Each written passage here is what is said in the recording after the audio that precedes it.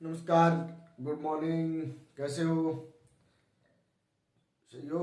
आवाज सही आ रही है? उत्थान क्लासेज की तरफ से आपको सभी को अभिनंदन। और अपनी ये क्लासेज जो इतिहास विषय की प्राचीन भारत की चल रही हैं, प्राचीन भारत की चल रही हैं, लेकिन मैं साथ साथ आपको आधुनिक भारत की भी जो मेन मेन टॉपिक हैं, जो फर्स्ट ग्रेड के टॉपिक हैं, वो करवाने की कोशिश करूँगा। देखते हैं समय कैसा बचता है और समय के साथ किस तरह से क्लासें ली जाती हैं, और उसके आधार पे आपकी क्लासें ली जाएंगी।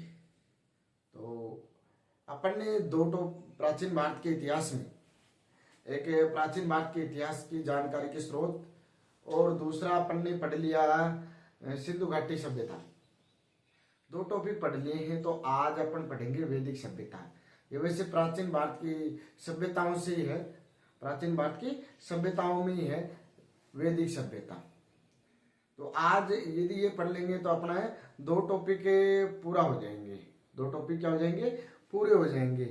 दो टॉपिक पूरे हो जाएंगे अपने, और दो टॉपिक होने के बाद में 6 टॉपिक और प्राचीन भारत के बचेंगे। तो प्राचीन भारत के वो 6 टॉपिक और साथ साथ आधुनिक भारत भी अपन चालू कर देंगे। तो आधुनिक भारत में क्रम वाइज नहीं, अपने टॉपिक वाइज पढ़ेंगे कि जो अपन को लग रहा है। जैसे भारत शासन अधिनियम 1935 पढ़ लिया, भारत शासन अधिनियम 1919 पढ़ लेंगे। एक दिन का एक टॉपिक पढ़ लेंगे कि ऐसे छोटे छोटे टॉपिक जो एक दिन में खत्म हो रहे हो, इस तरह के टॉपिक अपन पढ़ लेंगे। जैसे वुड डिस्पैच है, शिक्षा नीति वुड डिस्पैच है, चारों शिक्षा नीति पढ़ लेंगे एक दिन में, है ना। तो उस तरह की जो है टॉपिक हो वो उनकी वो पढ़ लेंगे अपन साथ साथ। तो आप वैदिक सभ्यता, अगला हेडिंग डालिए कि वैदिक सभ्यता, हेडिंग डालिए वैदिक सभ्यता। और वैदिक सभ्यता का उदय क्यों हुआ? तो अनेक इतिहासकारों का मत है कि जब ये सिंधु घाटी सभ्यता का पतन हो गया, या सिंधु घाटी की सभ्यता का पतन की जानकारी, उसमें एक पतन की जानकारी में ये भी लिखा हुआ है कि मैंने लिखा है नहीं आपको, कि उसमें लिखा हुआ है कि नदी नालों सूख जाने के बाद, नदी या नहरों का सूख जाने या उनका रास्ता बदलने के कारण, जलवायु परिवर्तन के कारण, और एक उसमें है कि आर्यों ने आक्रमण करके, आर्यों के आक्रमण के कारण क्या हो गई? सिंधु घाटी सभ्यता नष्ट हो गई।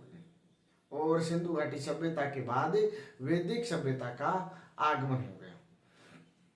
वैदिक सभ्यता का आगमन हो गया। ये कबीलाएं जाती थी, यानी कि कबीले में रहना पसंद करते थे। और ये ग्रामीण सभ्यता थी। ये कैसी सभ्यता थी? ग्रामीण सभ्यता थी। जैसे सिंधु घाटी सभ्यता को किस धातु का प्रयोग करते थे? कांस्य युगीन सभ्यता थी। यह लोहे युगीन, यानी कि लोहे युगीन होने के साथ, यानी कि लोहे का प्रयोग अत्यधिक वैदिक सभ्यता में होने, और ये कृष्ण अयस्क कहते थे। लोहे को क्या कहते थे? कृष्ण अयस्क कहते थे। क्या कहते थे? कृष्ण अयस्क कहते थे लोहे को। ठीक है। तो ये लोहे युगीन सभ्यता थी। कौन सी? वैदिक सभ्यता। तो वैदिक सभ्यताओं की जानकारी, वैदिक सभ्यता की जानकारी किससे मिलती है? वेदों से मिलती है।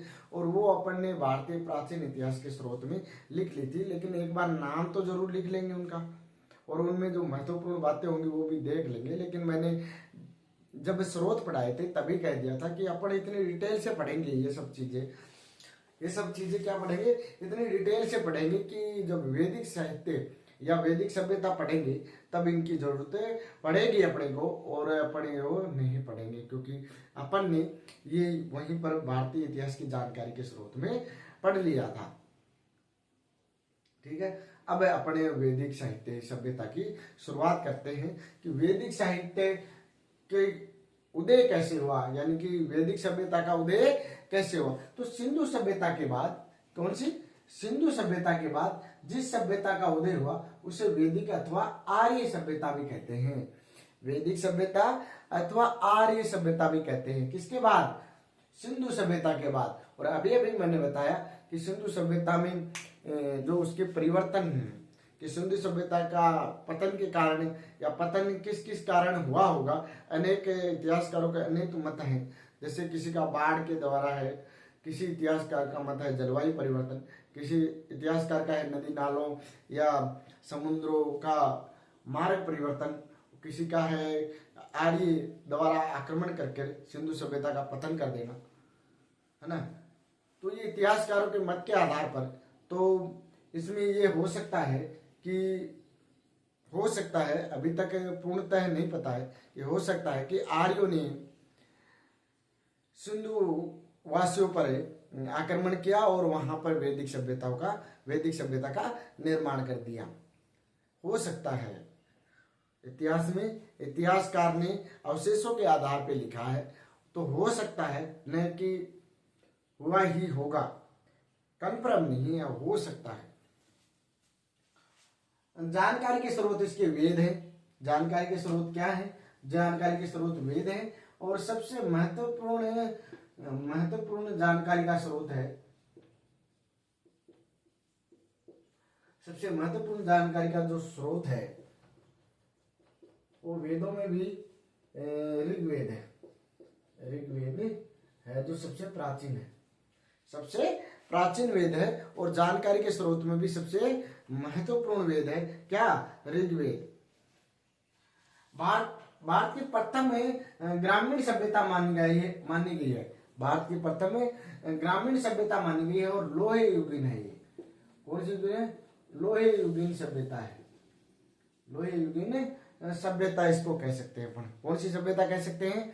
लोहे युगीन सभ्यता कह सकते हैं। कौन सी सभ्यता कह सकते हैं? लोहे युगीन सभ्यता कह सकते हैं। वेदों ने इस सभ्यता के संस्थापकों को आर्य माना है। वेदों ने इस सभ्यता के संस्थापकों को क्या माना है? आर्य माना है। वेदों में इस सभ्यता के संस्थापकों को क्या माना है? आर्य माना है। क्या माना है? आर्य माना है। यानी कि वेदों में इस सभ्यता, जानकारी का महत्वपूर्ण स्रोत क्या है? वेद है। और वेदों में इस सभ्यता के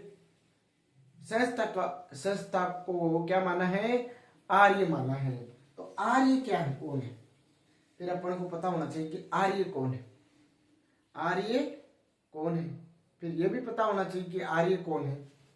आर्य शब्द संस्कृत भाषा का अरि प्लस ये, किससे? अरि प्लस ये से मिलकर बना है।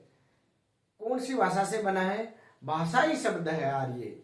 आर्य क्या है? भाषाई शब्द है। और जो संस्कृत भाषा से अरि प्लस ये से मिलकर बना है। किससे मिलकर बना है?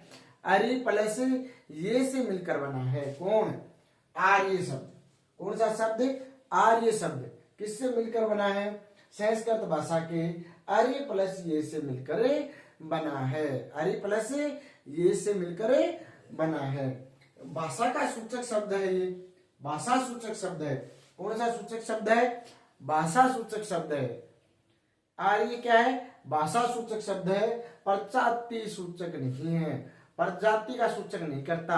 प्रजाति मैंने जैसे सिंधु घाटी सभ्यता में लिखाई थी भूमध्य सागरीय, प्रोटो ऑस्ट्रेलियाई, अल्पाइन। प्रजाति वो है। ये प्रजाति सूचक नहीं है। ये क्या है? संस्कृत भाषा में जाति सूचक शब्द है। क्या है? जाति सूचक शब्द है। आर्य का शाब्दिक अर्थ सुसंस्कृत उच्च कुल में उत्पन्न श्रेष्ठ व्यक्ति से है। आर्य क्या होते हैं? श्रेष्ठ व्यक्ति से है। क्या है? श्रेष्ठ व्यक्ति। आर्य का अर्थ क्या है? श्रेष्ठ व्यक्ति। आर्य का अर्थ क्या होता है? श्रेष्ठ व्यक्ति। आर्य का अर्थ क्या है? आर्य का शाब्दिक अर्थ है सुसंस्कृत उच्च कुल में उत्पन्न श्रेष्ठ व्यक्ति। यानी कि जाति सूचक शब्द हो सकता है। आर्य क्या है? जाति सूचक या धर्म सूचक शब्द हो सकता है। हो सकता है, हो नहीं, हो सकता है। वहीं पर जर्मनी में, ये जर्मनी में शोध की थी इन्होंने। किस पे को शोध की है? जर्मनी में शोध की थी इसने। जर्मनी में शोध कर भगवान दास गिडवानी, जो अभी उसकी पुस्तक है return of Arya's, return of Arya's में आर्यों को भारत का मूल स्थान बताया है। रिटर्न ऑफ आर्याज में भारत का आर्यों को कहाँ का मूल स्थान बताया है? भारत का मूल स्थान बताया है। तो इसके मूल स्थान को लेकर अनेक विद्वानों में अनेक मत हैं। मूल स्थानों को लेकर, आर्यों के मूल स्थानों को लेकर ये वैदिक सभ्यताओं में अनेक अनेक विद्वान हैं, उन्होंने अपने अनुसार क्या बताए हैं, इनके मूल स्थान बताए हैं। वो लिख लेंगे आप, पहले ये लिख लो, ये समझ में आया ना, इससे प्रश्न भी नहीं बनता। ये आर्यों की, ये पूछ सकते हैं कि आर्य कौन सी भाषा से शब्द लिया गया है और उसका अर्थ क्या होता है। श्रेष्ठ व्यक्ति, श्रेष्ठ कुल में यानी कि उच्च कुल में उत्पन्न श्रेष्ठ व्यक्ति। आप लिख लो, स्क्रीनशॉट ले लो या लिख लो।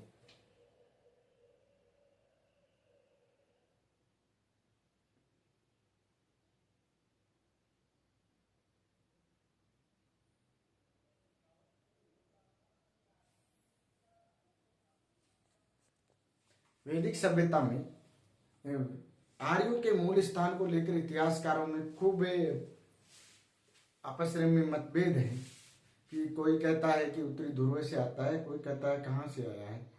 ये एक अभी तक लेकिन सर्वाधिक मान्य जो मत है वो जर्मनी के मैक्स मुलर का माना जाता है कि मध्य एशिया से आए थे। कहाँ से आए थे? जो एशिया के मध्य स्थित है वहां से आए थे। कौन? आर्य। यानी कि आर्य कहाँ के मूल निवासी थे, अभी तक ये तथ्य ही बना हुआ है। किसी भी इतिहासकार को सही जानकारी नहीं है, लेकिन माना जाए तो थॉमस मैक्स मुलर का अभी तक सर्वमान्य मत माना जाता है। जो उन्होंने तर्क दिए, उस तर्कों के आधार पर, उनके तर्कों के आधार पर मध्य एशिया माना जाता है। तो भारतीय इतिहासकारों ने तो भारतीय बताने की और विदेशी इतिहासकारों ने विदेशी बताने की, वो तो आपको पता ही है कि जिसकी खाए बाजरी उसकी बजाय हाजरी। तो वो जिस देश के हैं या जिस देश के आसपास हैं, तो यूरोप महाद्वीप के बताएंगे, यूरोप महाद्वीप वाले यूरोप महाद्वीप के बताएंगे, और अन्य वाले अन्य महाद्वीप के बताएंगे, या अपने आसपास के क्षेत्र के बताएंगे। तो जिसकी खाए बाजरी उसकी बजाय हाजरी, वो बात है ना। तो आर्यों के मूल स्थान को लेकर इतिहासकारों में अनेक मतभेद हुए और अनेक इतिहासकारों ने अनेक अनेक स्थानों पे बताए कि आर्य यहाँ से आए थे, आर्य वहां से आए थे। तो अब ये प्रश्न इतिहास का फेवरेट प्रश्न है और इस प्रश्न को मिलान हमेशा आता है। मिलान या किसी विशेष व्यक्ति का देकर उसका पूछ लिया जाता है। तो ये आरपीएससी का यदि वैदिक सभ्यता में पूछ लिया जाता है तो ये श्रेष्ठ प्रश्न है। वैदिक सभ्यता का सबसे श्रेष्ठ प्रश्न यही है। ये प्रश्न बहुत ज्यादा बार पूछा जाता है, तो आपको ये याद करना है, लिखना है, रटना। मान लो कि रटना भी है, और रटने वाली कोई चीज नहीं है, इसमें जैसा है वैसा ही है। आपको समझ में आ जाएगा अभी कि इसमें क्या याद करना है। देखो, बाल गंगाधर तिलक, तिलक उत्तरी ध्रुव है। तिलक किसने बताया? तिलक ने क्या बताया? उत्तरी ध्रुव से है। तिलक ऊपर होता है तो ऊपर की तरफ, कहा? ऊपर की तरफ, माथे में होता है ना, तो ऊपर की तरफ। तो इसने कहा कि ऊपर से आए हैं, उत्तरी ध्रुव से कौन आए हैं?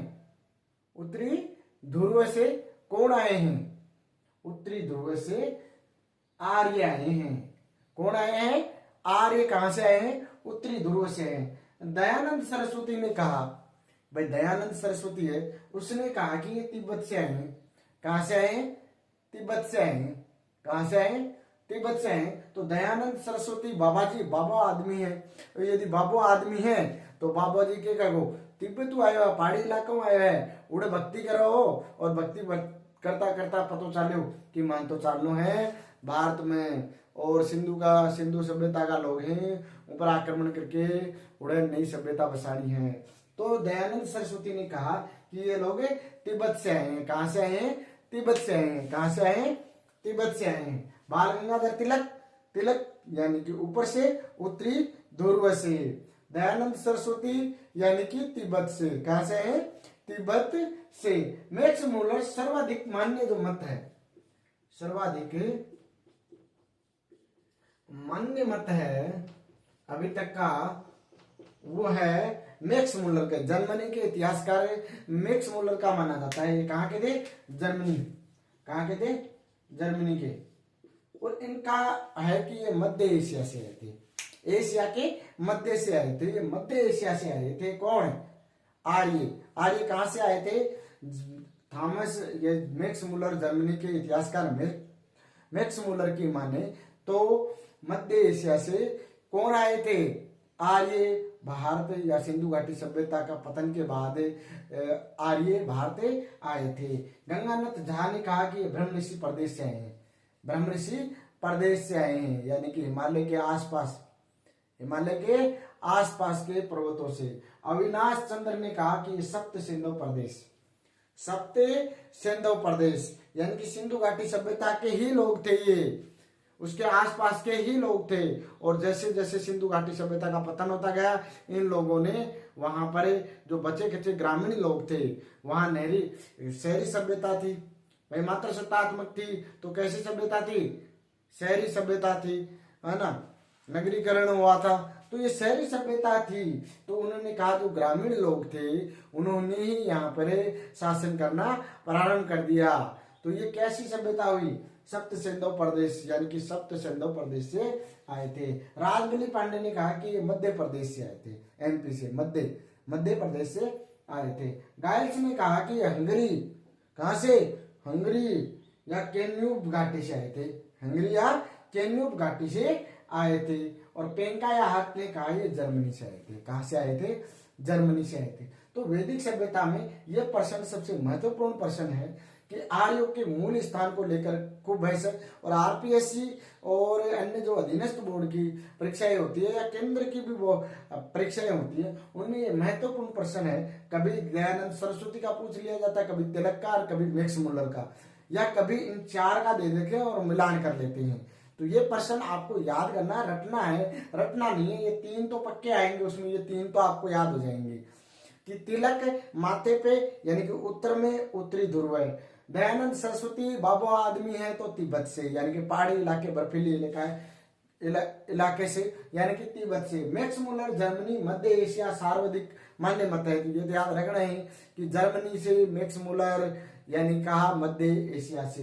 गंगानाथ झा ब्रह्म ऋषि प्रदेश, गंगानाथ झा ब्रह्म ऋषि प्रदेश। अविनाश चंद्र सप्त सिंधु प्रदेश, अविनाश चंद्र सप्त सिंधु प्रदेश। राजबली पांडे मध्य प्रदेश। गाइल्स हंगरिया केन्यूबे घाटी। और पेंकाया हार्ट जर्मनी, पेंकाया हार्ट जर्मनी आप लिखो। और अपन इसके बाद जो करेंगे वो उनका नाम लिखेंगे कि वैदिक सभ्यता या आर्यों के जानकारी के जो प्रमुख स्रोत हैं कि उनकी जानकारी कहाँ कहाँ से मिलती है, आर्यों की जानकारी कहाँ से मिलती है। तो नाम में वैदिक साहित्य से मिलती है, वेदों के जो साहित्य हैं उनसे मिलती है। और वैदिक साहित्य अपन ने भारतीय इतिहास की जानकारी के स्रोत हैं, तो उनमें साहित्यिक स्रोत में अपन ने कर लिए थे वेद, उपनिषद। तो ये चारों वेद और उनके नाम अपन यहाँ पे लिखेंगे, बस नाम लिखे कि इनकी जानकारी के स्रोत कौन कौन से हैं, क्योंकि इनका जो विस्तृत रूप है अपन ने उन क्लासों में लिख लिया था। ठीक है, तो वो नाम में अभी ये उतार लो, उसके बाद वो नाम मैं आपको वापिस उतार के दे देता हूँ। ये उतार लो या इसकी स्क्रीनशॉट ले लो।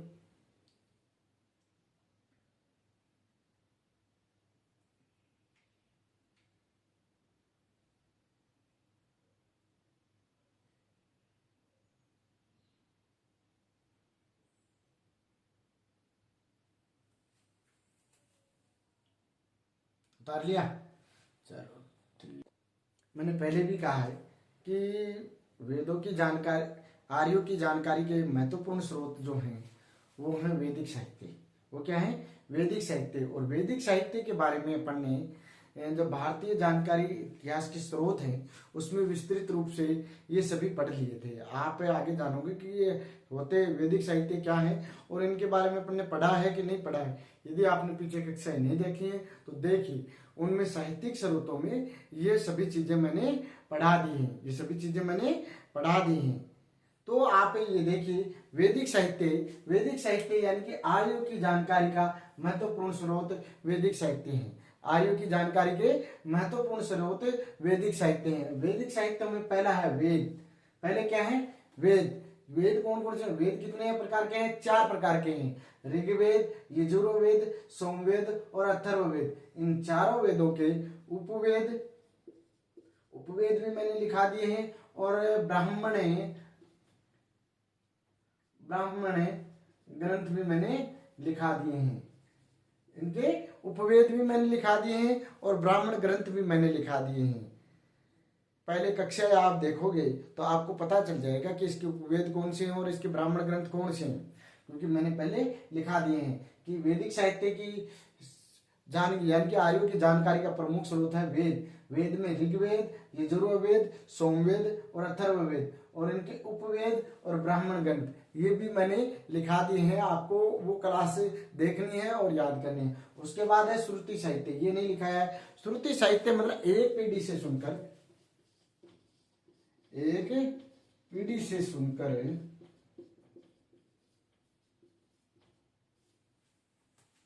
दूसरी पीढ़ी में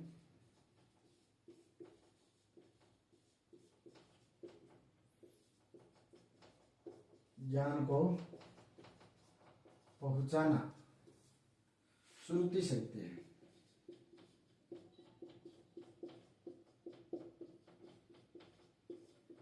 यानी कि सुनी हुई चीज, क्या है? सुनी हुई चीज, यानी कि सुनकर कोई भी ज्ञान अपन को सुनना है और सुनकर उनको आगे बढ़ाना है, वो क्या है? श्रुति साहित्य है। वो क्या है? श्रुति साहित्य। यानी कि सुनकर पहले लिखने वाली चीजें तो थी नहीं भाई, लिखने वाली तो थी नहीं, है ना? तो उनको सुना और सुनकर एक पीढ़ी से, यानी कि दादा की कहानियां पोता सुन रहा है, बेटा सुन रहा है और बेटा उनके बेटों को सुना रहा है ना? तो वो कहानियां या किस्से वो कम होती जाएंगी। यानी कि एक को ज्यादा याद है, उसके बाद में थोड़ी कम हो गई, फिर कम हो गई, जितना याद है। तो श्रुति साहित्य यानी कि एक पीढ़ी से दूसरी पीढ़ी में सुनकर जो साहित्य दिया जाता है वो है श्रुति साहित्य। स्मृतियां मैंने पहले ही बताया था, स्मृतियां नामों से जानी जाती हैं। जैसे मनु स्मृति है तो मनु द्वारा रचित है तो मनु स्मृति। भारत में दो ही स्मृतियां मैंने बोला था प्रसिद्ध है, एक तो मनु स्मृति, एक याज्ञवल्क्य की स्मृति। दो ही स्मृतियां प्रसिद्ध है, एक तो मनु स्मृति और एक याज्ञवल्क्य की स्मृति। तो स्मृतियां इनके वेदों की आयु की जानकारी के महत्वपूर्ण स्रोत। आरण्य के वे हैं जो एकांत में यानी कि जंगलों में बैठकर लिखा गया रूढ़ ज्ञान या ऐसा ज्ञान जो रूढ़ियों पर आधारित हो। वो कहाँ पे लिखा जाएगा? जंगलों में जाकर लिखा जाता है। वो क्या है? आरण्यक है। वो क्या है? आरण्यक है। उपनिषद उप प्लस नी प्लस सद यानी कि गुरु के समीप बैठकर अपने ने जो ज्ञान ग्रहण किया है शिष्यों ने, वो है उपनिषद। कितने हैं उपनिषद? 108। अरे पहली क्लास से देखा मैं। वेदांग 6 वेदांग है, शिक्षा, कल्प, निरुक्त, व्याकरण, ये 6 मैंने लिखा भी दिए हैं। 6 के 6 मैंने लिखा दिए हैं। आप बस पहली क्लास देखना, आपको सब कुछ समझ में आ जाएगा। पुराण 18, उनमें से 4 या महत्वपूर्ण पुराण हैं, जिनमें से प्राचीन जो भारत के जो वंश है उनकी जानकारियां मिलती है और ये प्रश्न भी महत्वपूर्ण है। उसके बाद है सूत्र साहित्य। मैंने सूत्र साहित्य लिखा है, उनमें से 4 सूत्र साहित्य हैं जो महत्वपूर्ण हैं। लिखा है ना? हाँ, तो आपको याद कर लेने चाहिए, सभी चीजें याद हो जानी चाहिए। और ये क्लास ये आप एक बार लिख लो।